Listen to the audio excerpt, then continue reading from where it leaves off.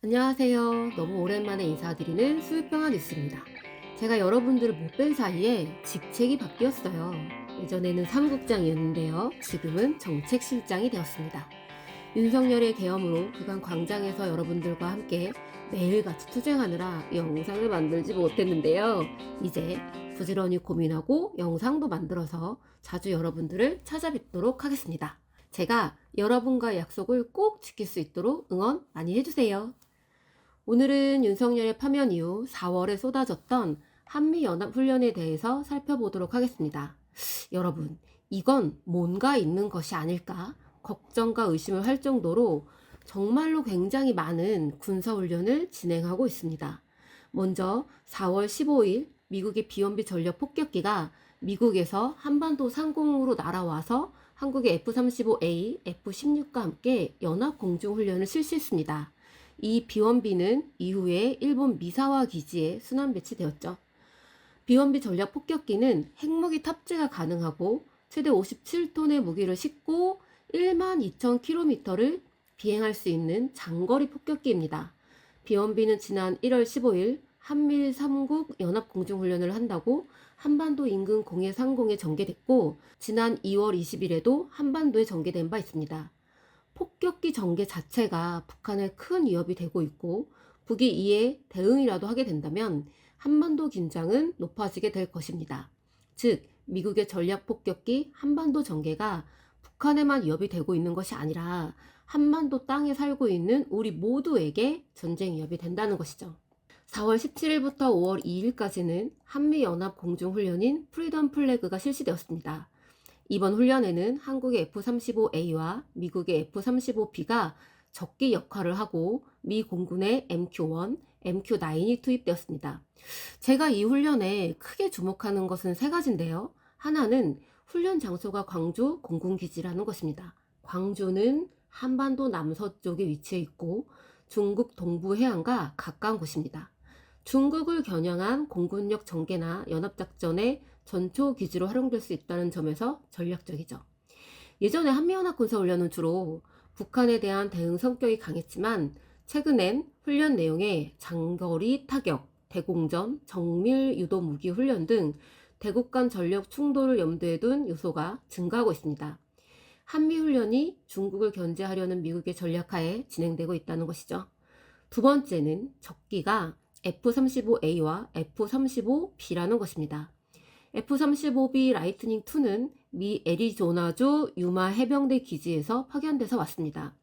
15일 전개된 비원비 전략 폭격기도 미 텍사스주에서 날아왔는데요.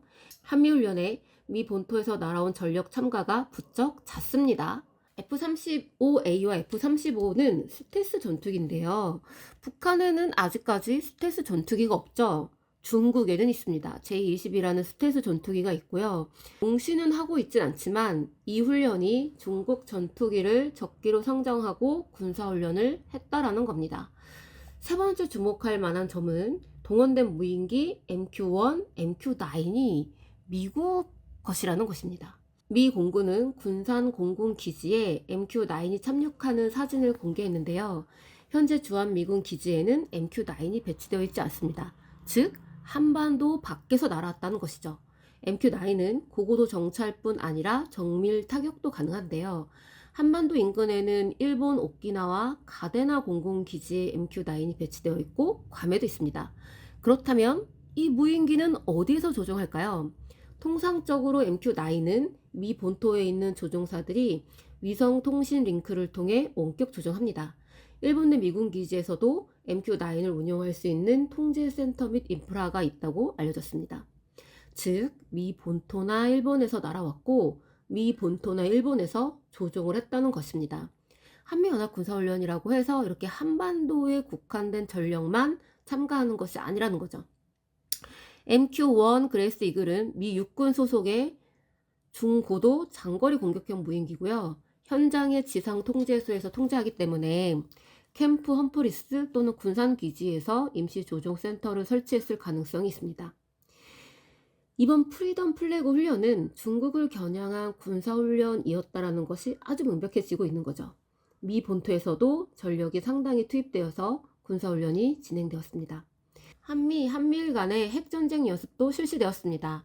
먼저 15일부터 16일까지 미 육군 핵 WMD, USANCA라고 하는 데에서 한국의 전략사령부, 서울에 있습니다.